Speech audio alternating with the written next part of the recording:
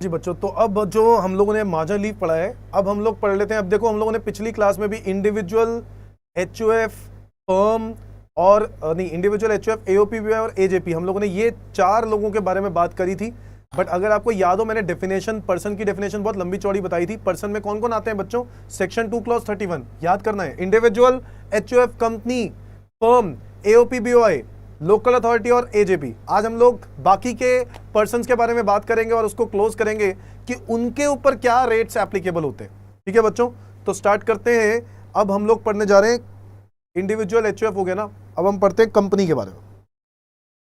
तो लिखेंगे बच्चों सारे।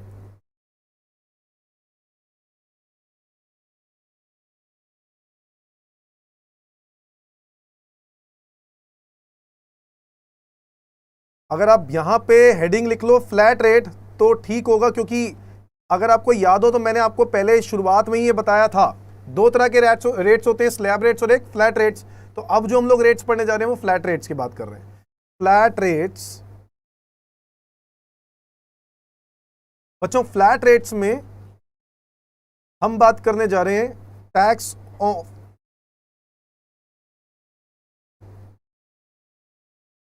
Tax on companies.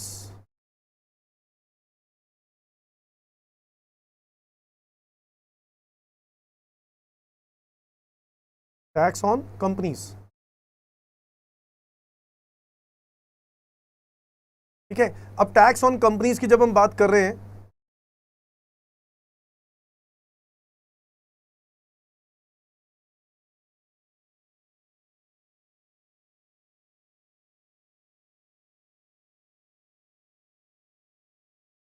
एक सेकंड,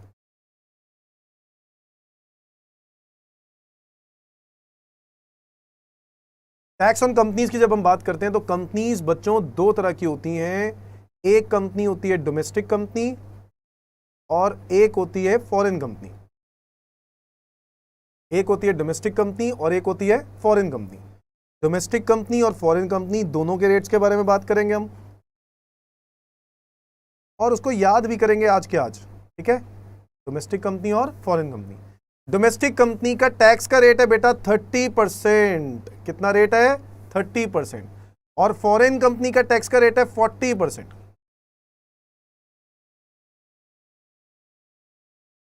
डोमेस्टिक कंपनी वो कंपनी हो गई जो इंडियन कंपनीज एक्ट में रजिस्टर्ड होगी।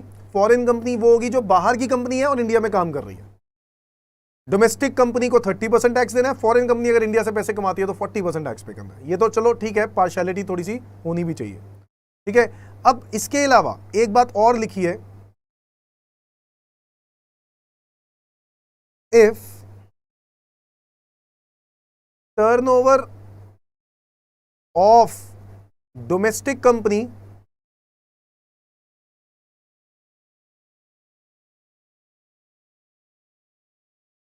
does not exceed rupees 400 crore in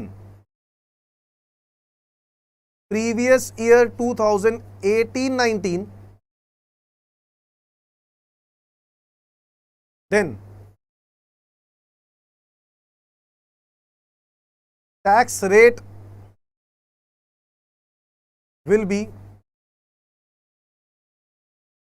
25%। फिर से मैं बता दूं, अगर आपकी कंपनी 2018-19 में 400 करोड़ रुपए तक का टर्नओवर करती है या उससे कम करती है तो आपका टैक्स का रेट 25% है। अगर 18-19 में टर्नओवर 400 करोड़ से ज्यादा हुआ तो टैक्स का रेट 30% ही रहेगा।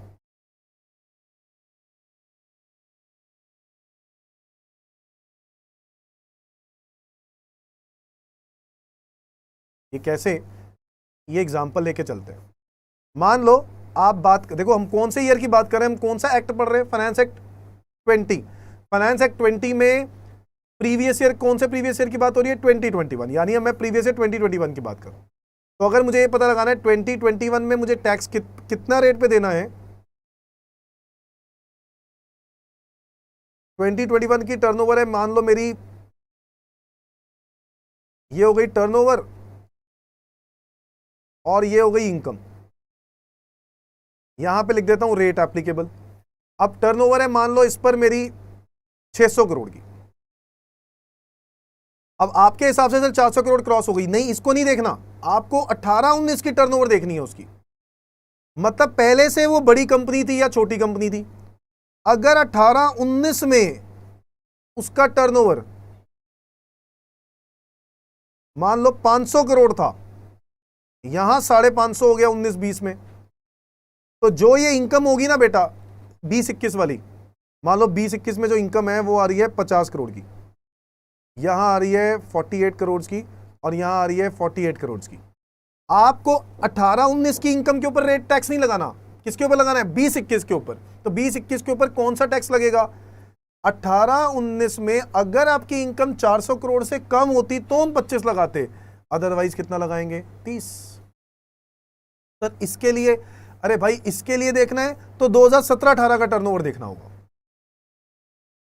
अगर 2017-18 में 300 करोड़ रुपए थी, यानी 400 करोड़ से क्या थी? कम, तो 2019-20 में 25% का टैक्स लगा होगा। हम अभी करंट ईयर की बात करें, और करंट ईयर हमारा कौन सा है? 2020-21। तो मैं 20-21 देखना है बेटा, 19-20 नहीं देखना। समझ में आती है बात? सो डोमेस्टिक कंपनी पर 30% का टैक्स रेट लगता है। अगर 18-19 में टर्नओवर 400 करोड़ तक की रही होगी तो 20-21 में तो आपका टैक्स है वो 25% हो जाएगा। फॉरेन कंपनी का टैक्स रेट 40% है, बट यहां पर एक रिलैक्सेशन की जगह पर रेट बढ़ा दिया गया उन लोगों के लिए, if foreign company is earning income by way of royalty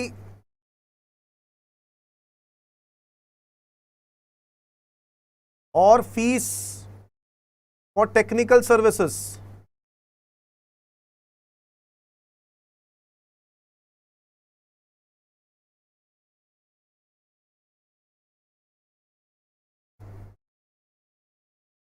with an agreement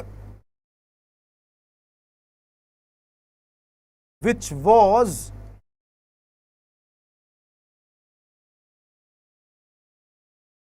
made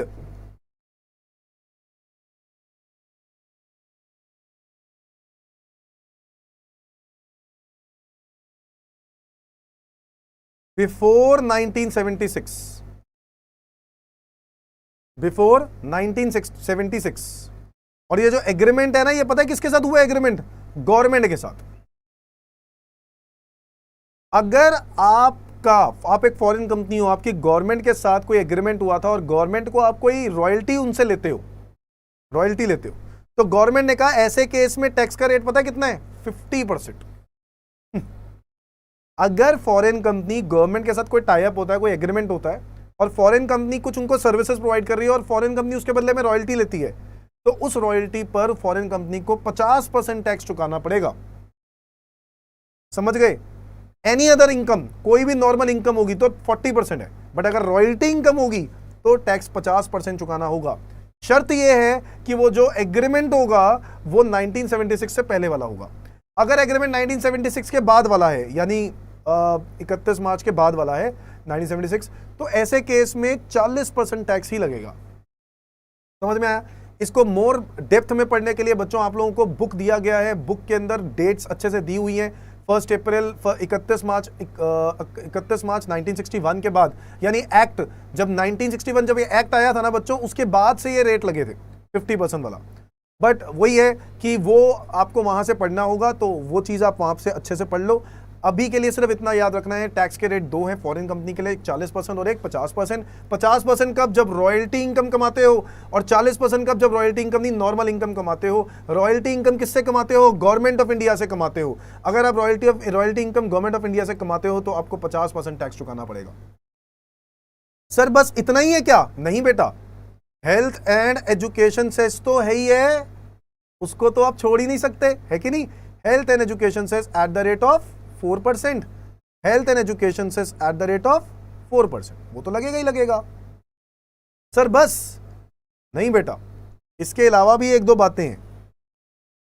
इसके अलावा यह बात है कि सर कंपनीज में भी तो सरचार्ज लगता होगा। बिल्कुल बात सही है यार आपकी, बिल्कुल बात सही है।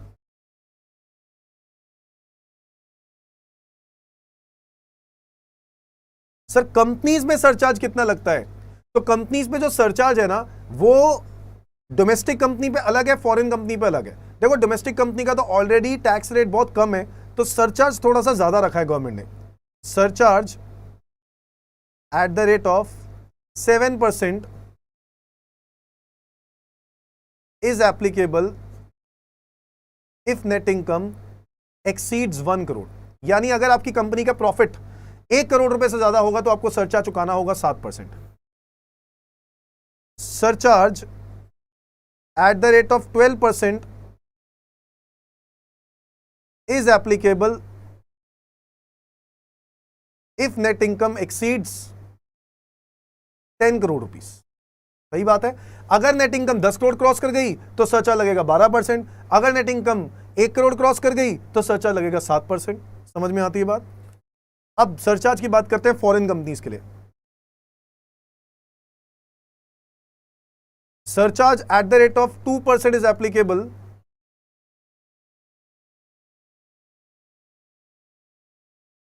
If net income exceeds 1 crore. Surcharge at the rate of 5% is applicable if net income exceeds 10 crore. समझ में आता है बच्चों? तो अगर सरचार्ज 10 करोड़ क्रॉस कर जाए तो आपका सरचार्ज 5% है, और अगर 1 करोड़ क्रॉस कर जाए तो 2% है। फॉरेन कंपनीज के लिए सरचार्ज इसलिए कम है क्योंकि उनके टैक्स बहुत ज्यादा है। तो फॉरेन कंपनी का टैक्स रेट कितना है सर? 40।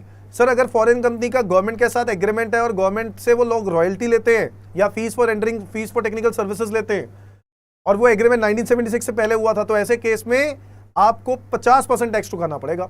सरचार्ज कितना लगेगा? या तो 2 या फिर 5।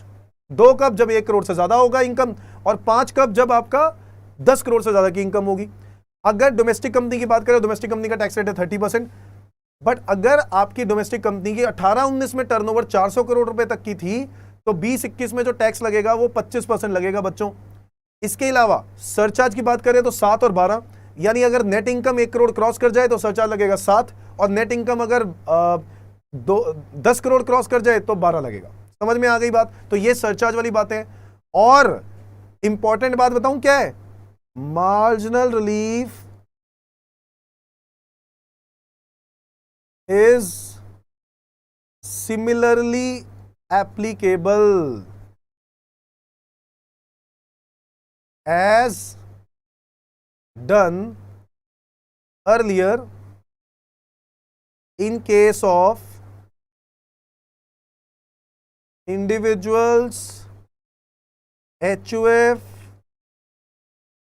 AOP, BOI and artificial juridical person.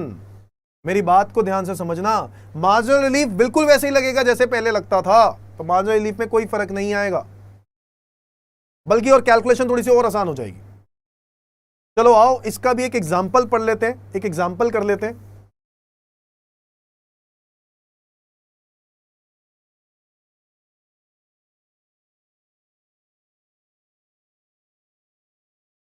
मान लेते हैं XYZ लिमिटेड एक डोमेस्टिक कंपनी है बच्चों,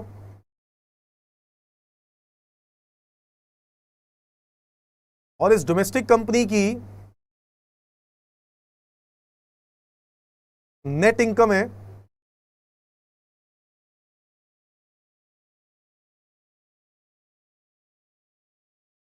एक करोड़ 1 लाख। इस डोमेस्टिक कंपनी की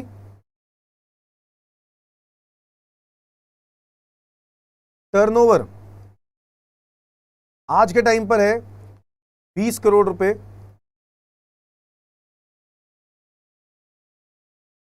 और टर्नओवर 2018-19 में इसकी थी 5 करोड़ रुपए। आप समझ ही गए होंगे मैं ऐसा क्यों बता रहा हूं। क्वेश्चन में इंफॉर्मेशन ना दी हो तो आप एजम्पशन के बेसिस पे करोगे। एजम्पशन आप कुछ भी ले सकते हो, ये भी मान सकते हो कि टर्नओवर 400 करोड़ से कम है, ये भी मान सकते हो टर्नओवर 400 करोड़ से ज्यादा है। बट आपको एक बात समझनी है कि आपको एजम्पशन जरूर लेनी पड़ेगी उस टाइम पर। मैंने यहां पे क्वेश्चन में इंफॉर्मेशन दे दी है। अब देखो इसके बेसिस पर आपका टैक्स का रेट क्या लगेगा बताओ।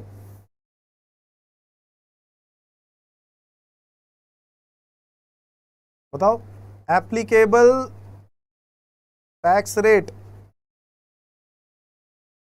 विल बी, कितना टैक्स रेट लगेगा बच्चों? 25%। कितना टैक्स रेट लगेगा? 25%। तो 25% का टैक्स रेट हम लोग लगाने वाले हैं इस इनकम पर। अब बच्चों आप लोगों को देखना है कुछ बातें, आओ जरा कुछ बातें देख लेते हैं। इस पर भी क्या सरचार्ज होगा, क्या रिलीफ होगा? तो जब मैं इस पर 25% का रेट लगाऊंगा नेट इनकम पर, तो मेरा टैक्स आ जाएगा, बिल्कुल सही बात है, tax at the rate of 25%, क्योंकि फ्लैट लगेगा। तो आप लोग चेक करोगे 25 लाख रुपए, 25% आपने 1 करोड़ 1 लाख पे निकालना है, तो 1 करोड़ 1 लाख पर 25%, विच इज 25,25,000, 25,25,000। इस टैक्स पर आप लोग लगाओगे सरचार्ज, बिल्कुल लगाओगे, सरचार्ज लगाओगे ना, एट द रेट ऑफ, कितना लगेगा? डोमेस्टिक कंपनी है, 1 करोड़ से ज्यादा है, 7% सरचार्ज है ना, यही बात होती है। ये इस 25,25,000 रुपए के ऊपर 7% लगाया, ये आ रहा है 1,76,750। टोटल हो गया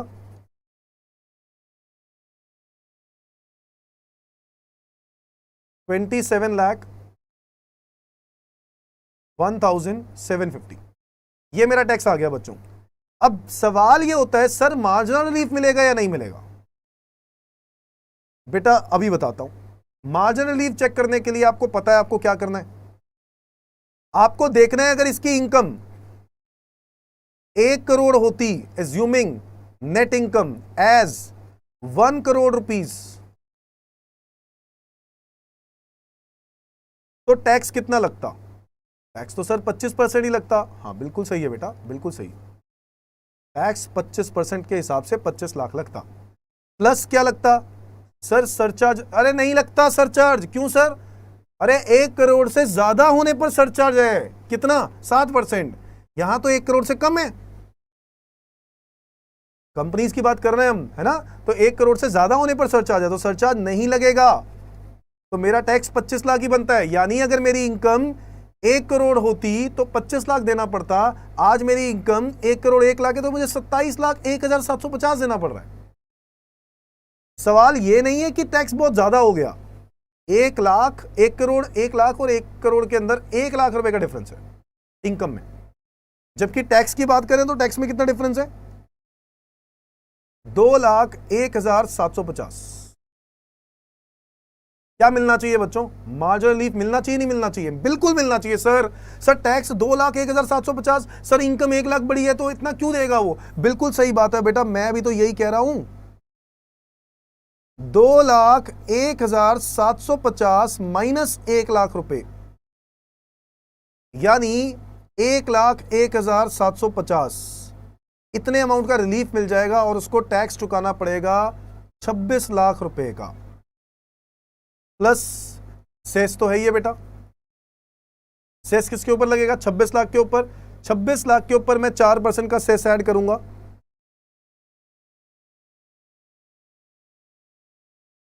तो ये आ जाएगा 1,04,000। तो मेरी टोटल टैक्स लायबिलिटी हो जाएगी बच्चों 27,04,000 की। समझ में आया? अब यही मैं 25 लाख के ऊपर 4% लगाता तो ये बनता 26 लाख का टैक्स। तो मेरा टैक्स में फर्क कितना? 1,04,000 का फर्क है। 1 लाख का फर्क क्यों है? क्योंकि इनकम ही 1 लाख बड़ी है। प्लस 4,000 का फर्क क्यों है? क्योंकि सेस उसी 1 लाख के ऊपर सेस पे थोड़ी ना गवर्नमेंट रिलीफ दे रहा है। समझ में आ गई बात? तो 1,04,000 का फर्क आ रहा होगा। बिल्कुल, ये आपको समझ में अगर आ गया तो आपके ऊपर, आपके दिमाग में मार्जिनल रिलीफ बस चुका है, समझ आ चुका है आप लोग। Similar in the case of 10 crore rupees. 10 crore rupees होगा तो आपको क्या करना है? आपको पता है ना, 10 करोड़ से ज्यादा होगा तो आप कंपेयर करोगे 10 करोड़ से। 10 करोड़ वो आखिरी ऐसी इनकम है जिस पर सरचार्ज कितना होगा? 7%। 10 करोड़ से ज्यादा वाले पर कितना होगा? 12%। तो उसका जो डिफरेंस आएगा फिर से कैलकुलेशन करोगे 7% निकालने के बाद और वहां 12% निकालने के बाद टोटल टैक्स करोगे और फिर कंपेयर करोगे इनकम को टैक्स के साथ। जब दोनों में डिफरेंस आ रहा होगा, जब टैक्स बर्डन ज्यादा पड़ रहा होगा एक एसएससी के लिए इनकम से भी ज्यादा, तो ऐसे केस में वो मार्जिनल रिलीफ उम्मीद करता है कि गवर्नमेंट उसको रिलीफ देगी। समझ में आता है बच्चों? तो ये कंपनीज का रिलीफ है जो मैंने आपको भी बताया कंपनी के केस में। तो देखो रिलीफ सेम है, रिलीफ में कोई फर्क नहीं है, कॉन्सेप्ट वही है, लॉजिक समझो बस, रिलीफ क्यों मिल रहा है। समझ में आया? अब जो है ना हम लोग देखते हैं,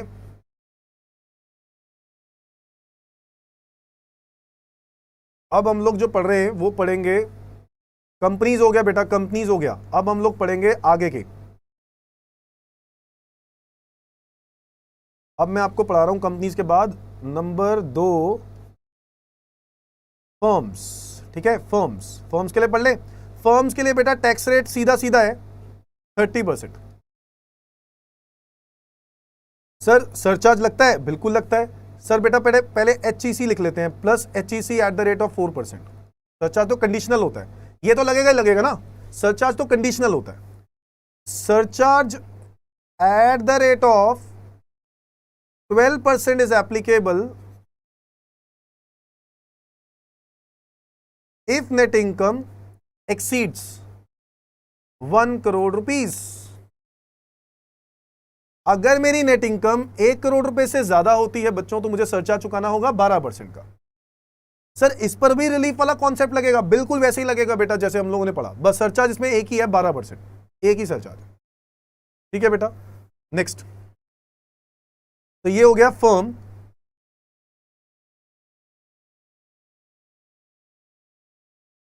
ये हो गया फर्म। फर्म के अलावा नेक्स्ट इज जो हम लोगों ने पढ़ना है लोकल अथॉरिटी। लोकल अथॉरिटी का भी टैक्स का रेट बेटा 30% है, plus health and education cess at the rate of 4%। और इनका भी सरचार्ज जो लगेगा वो है 12%, इज एप्लीकेबल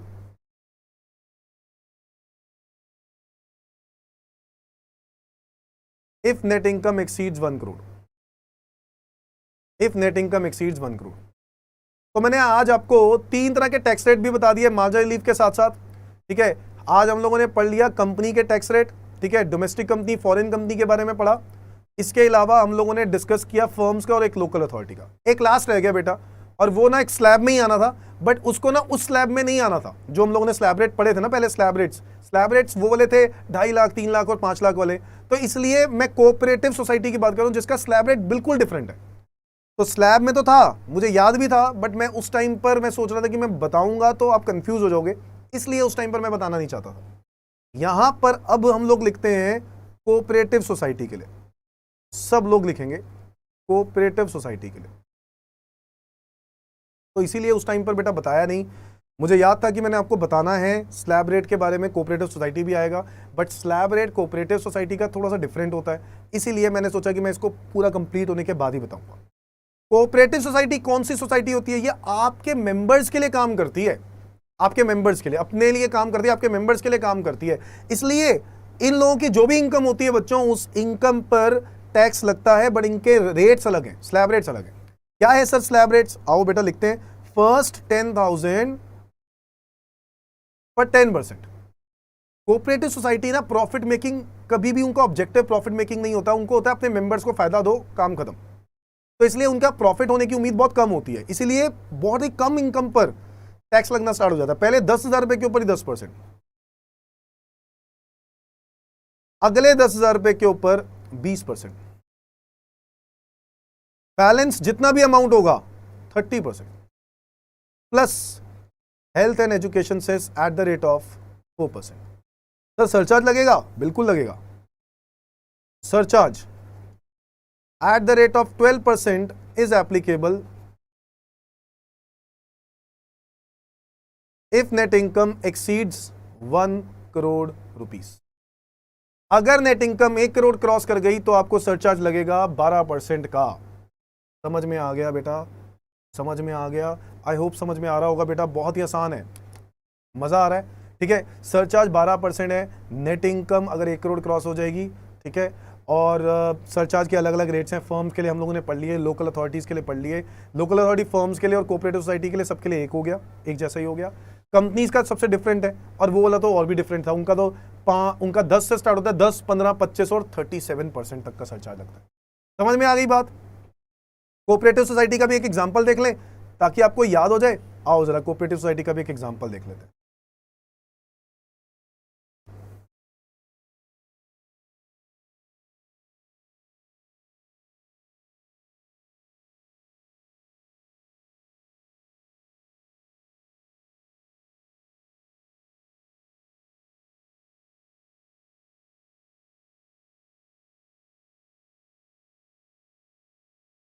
मान लो कोई XYZ कोऑपरेटिव सोसाइटी है,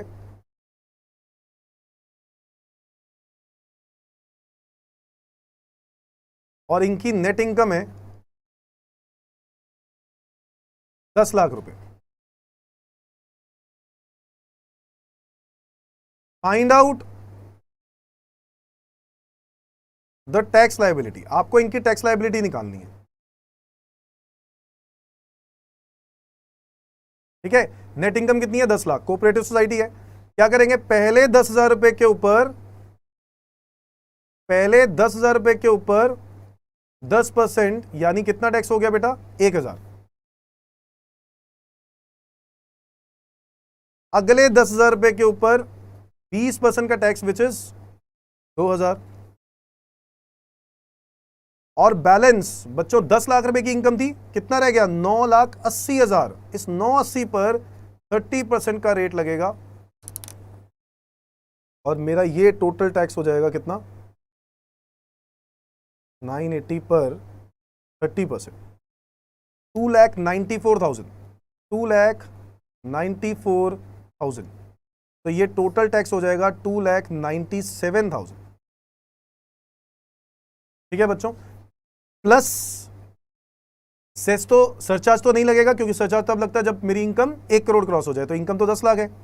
सेस लगेगा बेटा HEC eight the rate of 4%, और 4% के हिसाब से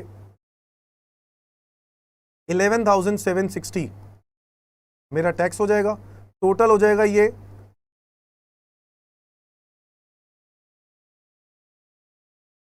3,08,760।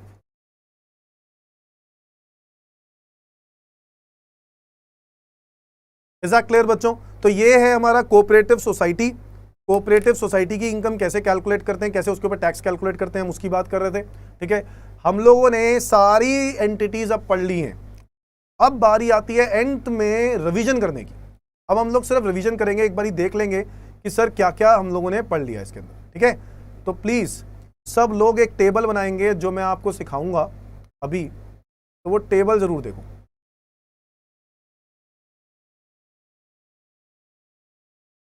ये देखो,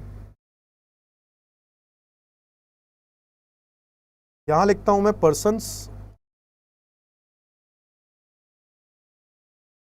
तो मैं यहां लिख रहा हूं बेटा हेडिंग में क्या? Tax rates revision chart. आप लोग भी अच्छे से बनाना इसको। मैं क्या करूंगा, सारे पर्सन एक ही जगह पे आ जाएंगे आपके बेटा, सारे। यहां लिखूंगा पर्सन्स, पर्सन्स के बाद लिखूंगा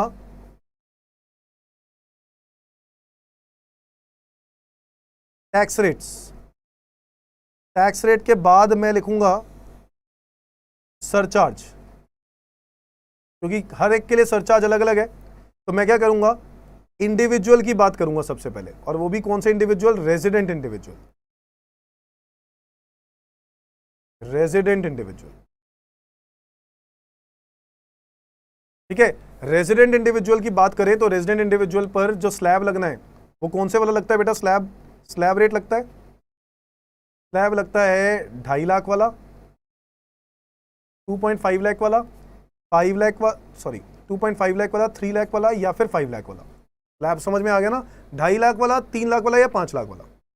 अच्छा, सरचार्ज कितना बेटा? रेजिडेंट इंडिविजुअल के लिए हम लोगों ने सरचार्ज पढ़ा। सरचार्ज का रेट है 10%, अगर नेट इनकम कितनी एक्सीड कर जाए? 50 लाख। 15% अगर नेट इनकम कितनी एक्सीड कर जाए, 1 करोड़। 25% अगर नेट इनकम कितनी एक्सीड कर जाए, 2 करोड़। और 37% अगर नेट इनकम मेरी 5 करोड़ क्रॉस हो जाती है।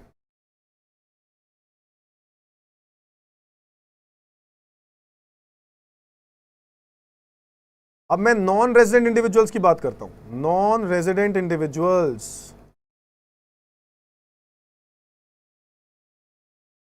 Slab rate same, surcharge same.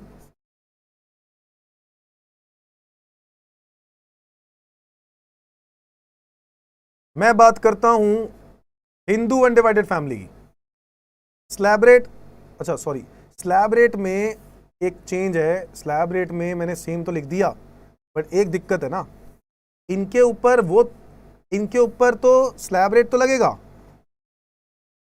But slab rate सिर्फ इनके ऊपर 2.5 लाख वाला ही है। इनके ऊपर 3 लाख 5 लाख तो है ही नहीं, वो तो सिर्फ रेजिडेंट सीनियर सिटीजन और सुपर सीनियर सिटीजन के लिए। तो इसलिए इसको ठीक कर देते हैं। स्लैब रेट यहां पर भी स्लैब रेट जो लगेगा वो 2.5 लाख वाला ही लगेगा, एक ही कैटेगरी है ना, ये तो एक ही में आता है। और सरचार्ज जो है सेम।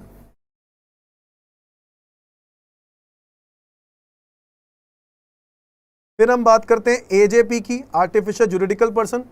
इसमें भी जो स्लैब रेट है वो एक ही है, 2.5 लाख वाला। और सरचार्ज जो होगा वो सेम, 10, 15, 25, 37।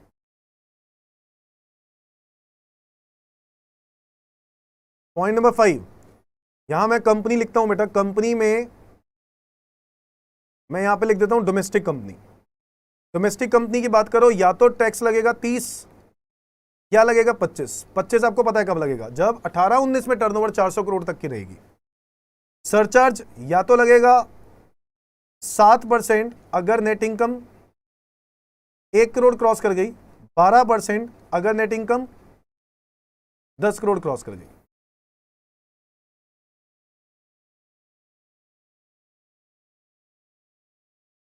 फॉरेन कंपनी की बात करें तो टैक्स का रेट या तो 40% रहेगा या 50% रहेगा। सरचार्ज की बात करें तो 2% अगर नेट इनकम 1 करोड़ क्रॉस कर गई, और 5% अगर नेट इनकम 10 करोड़ क्रॉस कर गई।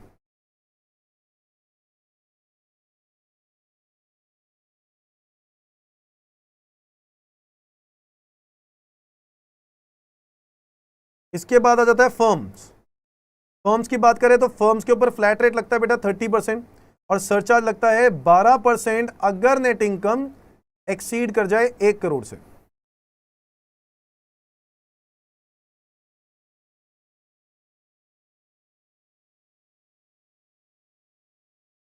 अब हम बात करते हैं बेटा, ऊपर एओपी बीओआई रह गया क्या? ओहो, चलो कोई बात नहीं, यहीं पे लिख लेते हैं एओपी बीओआई। ठीक है, इसका भी वही है ना, सेम एओपी बीओआई रह गया। आगे यहां पर आ जाएगा अब लोकल अथॉरिटी। लोकल अथॉरिटी, और लोकल अथॉरिटी का टैक्स का रेट है 30%, और जो सरचार्ज है वो same. 8, cooperative society. Cooperative society, cooperative society का टैक्स का रेट है बेटा, पहले 10,000 रुपये के ऊपर 10%, अगले 10,000 रुपये के ऊपर 20%, और बैलेंस अमाउंट के ऊपर 30%। तो आप लोगों के सामने कोऑपरेटिव सोसाइटी का तो एक परफेक्ट एग्जांपल है अमूल। अमूल एक कोऑपरेटिव सोसाइटी है बच्चों। इसी की तरीके से कंज्यूमर कोऑपरेटिव सोसाइटी है, प्रोड्यूसर कोऑपरेटिव सोसाइटी है, जो गवर्नमेंट की कोऑपरेटिव सोसाइटीज है। बैंक्स में भी बहुत सारे कोऑपरेटिव सोसाइटीज बैंक खुलते हैं, नैनीताल कोऑपरेटिव बैंक है। तो ऐसे बहुत सारे बैंक्स खुलते हैं जो कोऑपरेटिव सोसाइटी के होते हैं, जो अपने मेंबर्स के लिए खोलते हैं काम। जो उनका प्रॉफिट होता है, जो खर्चा होता है, वो जो पैसे कमाते हैं ना, वो लोग अपने ही मेंबर्स को दे देते हैं। जो उनकी कंट्रीब्यूशन होता है मेंबर्स का, उन्हीं को दे देते हैं, बैलेंस पर 30%। और लास्ट में अगर आप बात करोगे मुझसे कोऑपरेटिव सोसाइटी के सरचार्ज की, तो वो भी सेम। तो ये है बच्चों टैक्स के रेट्स। आप लोगों के सामने सारे टैक्स रेट्स मैंने यहीं पर लिख दिए हैं, बहुत ही आसान, मजेदार, इजी फॉर्मेट में। आप लोगों को कुछ याद नहीं करना, ये चार्ट बस चाटना है, चार्ट को ही बस याद करना है। समझ में आ गई बात? तो आप लोग इस चार्ट को खाओ, और इसको कंप्लीट करो। इस क्लास में ये वाली जो टॉपिक मैंने आपको एंड में टॉपिक बताया है, इनफैक्ट मैंने मार्जर लीव बताया है, वो बातें बहुत ही ज्यादा इंपॉर्टेंट है। मैं आज से इंट्रोडक्शन इनकम टैक्स एक्ट की स्टार्ट करवा दूंगा, ठीक है बच्चों। तो इनकम टैक्स एक्ट 1961 की बात कर रहे हैं हम लोग। अगर आपको याद हो, मैंने एक क्लास के अंदर आपको प्रीवियस ईयर असेसमेंट ईयर का कॉन्सेप्ट भी बताया था, नहीं बताया था? प्रीवियस ईयर क्या होता है, असेसमेंट ईयर क्या होता है, ये देखो, previous year, income year, assessment year, tax year, है ना। तो वहां पर मैंने सिर्फ मीनिंग बताया था असेसमेंट ईयर, प्रीवियस ईयर का। आज हम डेफिनेशंस भी पढ़ेंगे, ठीक है। इसके अलावा हम लोगों ने कॉन्स्टिट्यूशन भी पढ़ा, हम लोगों ने सारी बातें पढ़ ली हैं।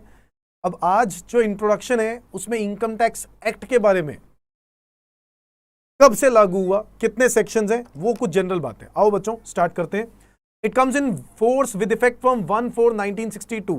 ये बात इंपॉर्टेंट है कि ये कब से इफेक्टिव हुआ, 1/4/1962। 1961 में ये एक्ट पास हुआ। बेटा समझते हो ना कि जब 1961 से पहले तो बिल बना होगा, बिल से ये किस में कन्वर्ट हुआ होगा, एक्ट में। और बिल से एक्ट को कन्वर्ट होने में ये 3 स्टेजेस से गया होगा। सबसे पहले लोकसभा से पास हुआ, फिर राज्यसभा से पास हुआ, और इसके बाद प्रेसिडेंट ने क्या दिए, सिग्नेचर दिए। ठीक इसी तरीके से कानून बनता है बच्चों। तो पहले ये बिल था, और बिल के बाद ये क्या बन गया, एक्ट में कन्वर्ट हो गया। एक्ट में कब कन्वर्ट हुआ, 1961 में, और now it comes in force from 1/4/1960। आगे देखते हैं। It contains 298 sections. बच्चों बहुत ही इंपॉर्टेंट टॉपिक है। 298 सेक्शंस हैं और कितने स्केड्यूल्स हैं, 14 स्केड्यूल्स। बच्चों जैसे एक कंपनीज एक्ट का शेड्यूल 3 होता है, वो क्या होता है, बैलेंस शीट का फॉर्मेट। हम इनकम टैक्स एक्ट में भी बहुत सारे शेड्यूल्स पढ़ेंगे, ठीक है। उन शेड्यूल में कितने शेड्यूल्स हैं, 14 शेड्यूल्स हैं। Is that clear? तो 14 शेड्यूल्स हैं, 298 सेक्शंस हैं। अच्छा, सिर्फ सेक्शंस 298 होना काफी नहीं है बच्चों। इसके आगे लिखता है section may have subsection, clauses and सब क्लॉजेस। समझते हो? एक सेक्शन का सबसेक्शन होना, मान लो सेक्शन 5 है, उसका सबसेक्शन क्या होगा, सबसेक्शन 5(1), सबसेक्शन 5(2), सबसेक्शन 5(3). अब कोई बोलेगा सर इसका क्लॉज क्या होगा, section 5 subsection 3 clause A, clause B, clause C. Sir इसके आगे भी होता है? हाँ, ये सब क्लॉज 1, सब क्लॉज 2। समझ में आ गई बात? तो इट्स जस्ट लाइक जैसे हम एक लिखते नहीं, नंबर्स लिखते हैं, हेडिंग लिखते हैं, फिर हेडिंग के बाद सब हेडिंग लिखते हैं, ये एग्जैक्टली वैसा ही है, ठीक है। हम लोग इसको लॉ में सेक्शंस कहते हैं। When each part of the section is independent of each other and one is not related with other, then each such part is called as clause. अगर हर सबसेक्शन का अगर मैं अगर सेक्शन की बात करूं, when each part of the section, एक particular section का is independent of each other, तब उसका दूसरे से कोई लिंक नहीं है, they are independent of each other and one is not related with other, then such part is called as clause. But subsections में कहता है subsections on the other hand refers to the part of section when each part is related with other, all subsections taken together completes the concept propounded in that section. कहता है पूरा concept clear ही तब होगा जब सारे subsections पढ़ लेंगे। तो सबसेक्शंस और क्लॉज में क्या फर्क है? तो सबसेक्शन और क्लॉज में ये फर्क है कि क्लॉज जब भी बनाए जाते हैं, उन क्लॉजेस का दूसरे सबसेक्शंस के साथ कोई रिलेशन नहीं है। मतलब अगर मैं कहता हूं सेक्शन 5 का सबसेक्शन 2 का clause A, clause B, clause C, तो बेटा उसका 5(3) से कोई लेना देना नहीं है। They are not related with each other. वो सिर्फ 5(2) का ही क्लॉज है, clause A, clause B, clause C, and they are independent of each other. ये सारे इंडिपेंडेंट हैं, किसी का दूसरे के साथ पॉइंट के साथ कोई रिलेशन नहीं। जबकि सबसेक्शंस की बात करते हैं बच्चों, तो सबसेक्शंस का यस रिलेशन होता है, सबसेक्शन का रिलेशन होता है उस सेक्शन के साथ जिस सेक्शन का वो सबसेक्शन है, और सारे सबसेक्शन पढ़ने पर ही पूरा कानून का कॉन्सेप्ट क्लियर होगा। तो subsection on the other hand refers to the such part of the section which where each part is related with other and all subsections taken together completes the concept propounded in that section. Now, for example, the clause of section 2 defines the meaning of term used in Income Tax Act. Clause 1A defines agriculture income, 1B amalgamation, ऐसे ही 2 आएगा, 3 आएगा, 4 आएगा, 5 आएगा. तो ऐसे section 2 के बहुत सारी क्या है डेफिनेशंस. सेक्शन 2 में जो डेफिनेशंस आती हैं, आपको पता है ना, हर कानून में सेक्शन 2 में क्या होती है, डेफिनेशंस होती हैं जनरली. तो सेक्शन 2(1), 2(2), 2(3) ये क्या है, ये डेफिनेशन के अलग अलग डेफिनेशन के अलग अलग सेक्शन है. क्या इस क्लॉजेस का दूसरे क्लॉज के साथ कोई लिंक है, कोई रिलेशनशिप है? नहीं है. They are independent of each other. उनका उस सबसेक्शन के साथ भी नहीं. इसलिए जब कोई क्लॉज इंडिपेंडेंट होते हैं और एक दूसरे के साथ कोई लिंक नहीं होता तो हम उसको क्लॉज बोलते हैं, और अगर एक दूसरे के साथ लिंक होता है तो हम उसको सबसेक्शंस बोलते हैं. जैसे clause of section 10 containing exemption in respect of certain incomes, like clause 1 provides exemption for agriculture income, clause 2 provides for exemption of share of income of member of HUF and so on. But अगर मैं section 5 की बात करूं तो section 5 में दो subsections हैं, 5(1), 5(2). 5(1) बोलता है scope of total income of a resident and 5(2) कहता है scope of total income of non resident. अब आपके दिमाग में आ रहा होगा, सर ये तो बताया नहीं आपने. बेटा अभी हमने पढ़ना नहीं है. मैं ये कह रहा हूं, वो ये कहना चाह रहे हैं कि देखो 5(1), 5(2) इनको मैं सबसेक्शंस बोलूंगा, इसलिए क्योंकि इन दोनों का फिर भी कोई ना कोई रिलेशन है 5 के साथ, है कि नहीं है? Scope of total income of resident, और ये क्या है, नॉन रेजिडेंट. क्लियर? जबकि इसके आगे वाले सारे क्लॉजेस हैं क्योंकि ये इंडिपेंडेंट ऑफ ईच अदर है, इनका दूसरे के साथ कोई लिंक नहीं है बच्चों. Section 5 defining the scope of total income has 2 subsections 1 and 2. Subsection 1 defines scope of total income of a resident and subsection 2 defines scope of total income of non-resident. Each subsection is related with other in the sense that only when one reads them all, one gets the complete idea related with the scope of total income. Scope of total income आपको तभी पता चलेगा जब सारा ही read कर लोगे, otherwise आपको scope of total income नहीं पता चलेगा. Now what is scope of total income? पढ़ेंगे यार, पढ़ेंगे. अभी तो सिर्फ क्या है, हम आपको कुछ एग्जांपल दे रहे हैं कि सबसेक्शन और क्लॉज में क्या फर्क होता है. बताओ कानून के हिसाब से सबसेक्शन और क्लॉज में क्या फर्क होता है? Clause which are independent of each other, जिनका सबसेक्शन और सेक्शन के साथ कोई रिलेशन, सेक्शन के साथ तो ऑब्वियसली रिलेशन है क्योंकि उसी का पार्ट है, बट सबसेक्शंस के साथ कोई रिलेशन नहीं है, और क्लॉजेस का आपस में भी कोई रिलेशन नहीं होता. जबकि सबसेक्शंस में बोला जाए तो सबसेक्शंस का आपस में रिलेशनशिप होता है. A section may have provisos and explanation. देखो कितना बड़ा कानून है. हम 298 सेक्शंस पढ़ते हैं, हम लोग खुश हो जाते हैं बस 298 सेक्शंस ही है ना. सेक्शंस के नीचे सबसेक्शंस है, सबसेक्शन के नीचे क्लॉज है, क्लॉज के नीचे सब क्लॉजेस हैं. तो ऐसे बहुत सारी हेडिंग्स भी हो सकती हैं, बहुत सारा डिटेल्स भी हो सकते हैं. और इसके अलावा अ सेक्शन में also have a provisos and explanation. बेटा ये मैं जो भी करवा रहा हूं ये एक बार एग्जाम में आ चुका है, तो प्लीज कोई भी बच्चा मिस नहीं करेगा. अ सेक्शन में also have a provisos and explanation. एक प्रोवाइजो और एक्सप्लेनेशन हो सकते हैं सेक्शन में. प्रोवाइजो क्या होता है बच्चों? एक्सेप्शन. और एक्सप्लेनेशन क्या होता है? एक्सप्लेनेशन होता है किसी के बारे में एक्सप्लेन करना, क्लैरिफिकेशन देना. For example, the proviso to section, subsection, clause spells out the exception to the provision contained in respective section, subsection या क्लॉज. प्रोवाइजो तब वर्ड यूज किया जाता है जब प्रोवाइजो किसी सेक्शन का हो, किसी सबसेक्शन का हो, किसी क्लॉज का हो, और उसका मतलब क्या हुआ कि ये एक्सेप्शन है to the provisions contained in section, ये एक्सेप्शन है to the provisions contained in subsection, ये एक्सेप्शन है to the provisions contained in clause. तो हम लोग प्रोवाइजो वर्ड बोलते हैं. सर एक्सप्लेनेशन क्या चीज है? Explanation is clarification. सेक्शन या सबसेक्शन या क्लॉज में clarification which is relating to the provision contained in respective section, subsection या फिर क्लॉज. तो अगर मैं एक्सप्लेनेशन की बात करूं तो एक्सप्लेनेशन एक क्लैरिफिकेशन रिलेटेड टू कोई भी प्रोविजन ऑफ सेक्शन, सबसेक्शन या फिर क्लॉज.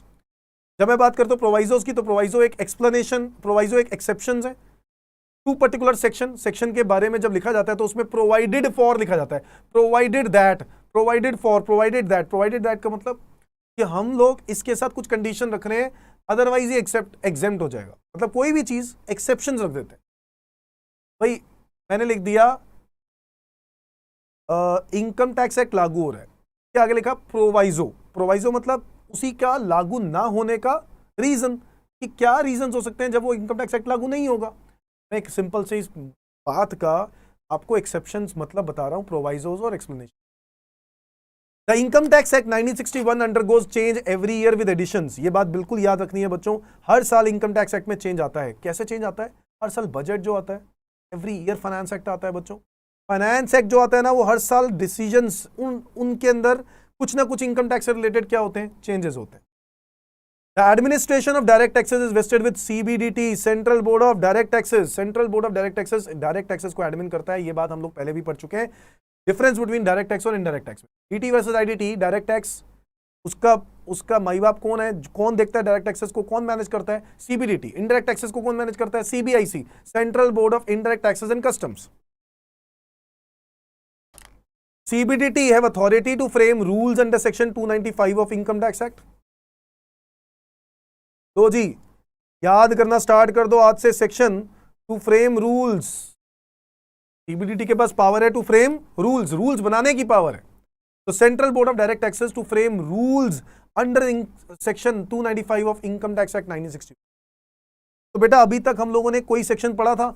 हाँ जी सर पढ़ा था। कौन सा सेक्शन पढ़ा था सर? 87A पढ़ाया था आपने। बिल्कुल सही बात है, 87A क्या था? रिबेट सर, सही बात है। अच्छा इसके अलावा मैंने क्या पढ़ाया था? इसके अलावा सर आपने मुझे एक डेफिनेशन पढ़ाई थी। अच्छा कौन सी वाली? 2 क्लॉज 31। अरे हाँ पर्सन बताई थी, याद आ रहा है? पर्सन बताई थी। कब बताई थी? जब टैक्स रेट बताने थे उससे पहले पर्सन बता दिया था। Person includes individual, HUF, company, firm, AOP, BOI, local authority और every other artificial juridical person. तो बच्चों 2 क्लॉज 31 हो चुका है। इसके अलावा सेक्शन 288A और सेक्शन 288B, ये है टोटल इनकम का राउंड ऑफ और ये है टैक्स लायबिलिटी का राउंड ऑफ। टोटल इनकम का राउंड ऑफ, टैक्स लायबिलिटी का round off to the nearest 10 rupee, to the nearest 10 rupee. ये सब बातें हम लोग ऑलरेडी कर चुके हैं। तो हम लोग 4 सेक्शंस निपटा चुके हैं ना, एक आखिरी एक और 5वां जोड़ लो। इनकम टैक्स एक्ट की इंट्रोडक्शन, सेक्शन 295 का सेक्शन ही कितने हैं? 298। हाँ 295 पर सीबीडीटी ने, सेंट्रल गवर्नमेंट ने पावर दे दी सीबीडीटी को कि तेरे पास रूल बनाने की क्षमता है, तेरे पास रूल बनाने की ताकत है। इनकम टैक्स से रिलेटेड कोई भी तू रूल बनाना चाहे ना तो बना सकता है। सर रूल्स कहां लिखे जाते हैं? सर्कुलर में। सर्कुलर में रूल्स लिखे जाते हैं गाइडेंस के लिए। समझ में आ गई बात? तो सर्कुलर्स जो है वो सीबीडीटी इशू करेगा, सीबीडीटी रूल्स बनाएगा। रूल्स बनाने की पावर इनकम टैक्स एक्ट में सीबीडीटी के पास है। अच्छा सीबीडीटी के पास क्या सर्कुलर लगान निकालने की या नोटिफिकेशन निकालने की पावर है? बिल्कुल है सर। वो कहां लिखा है? सेक्शन 119।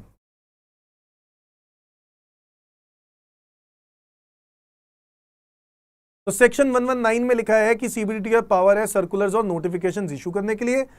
सीबीडीटी की पास पावर है 295 के अंदर कि वो रूल्स बना सकता है इनकम टैक्स एक्ट से रिलेटेड। नहीं सर्कुलर्स होते क्या है? Circulars are act as a guidance of for income tax officers और असेसिंग ऑफिसर्स। क्या था? असेसिंग ऑफिसर्स के बारे में बताया था, कमिश्नर, डेप्यूटी और एक एसी। ये 3 जो होते हैं ना, ये कौन होते हैं? वो कौन होते हैं? AO, assessing officer. तो ये जो सर्कुलर्स होते हैं, these act as a guidance for income tax officer और assessing. Supreme court and high court can give judgment only on the question of law. Supreme court and high court can give judgment only on the question of law. Sir अब कई बार क्या होता है कि आपको लगता है कि आपकी कोई ना कोई बात तो सुनेगा। तो ये बात मैंने आपको बताई थी, सुप्रीम कोर्ट हाई कोर्ट जरूर सुनता है, बट भाई वो तभी बात सुनेगा जब गलती, कोई मिस्टेक कानून में होगी, कोई कानून में मिसक्लैरिफिकेशन होगी, तब वो आपकी बात सुनेगा। अदरवाइज वो आपकी बात नहीं सुनेगा। समझ में आ गई बात? तो बेटा ये कुछ छोटी छोटी बातें हैं, जनरल नॉलेज वाली बातें हैं, याद आनी चाहिए ताकि आपके 1 मार्क के जो एमसीक्यूज आते हैं वो आप इजीली कर। आगे देखें। नाउ मैंने आपको अभी बताया कि इनकम टैक्स एक्ट में हर साल अमेंडमेंट आता है, और वो कैसे आता है? हर साल फाइनेंस एक्ट आता है। तो जो फाइनेंस एक्ट आता है उसके अंदर अमेंडमेंट आती है। कह रहा है every year finance minister of the government of India introduce the finance bill of the parliaments budget session.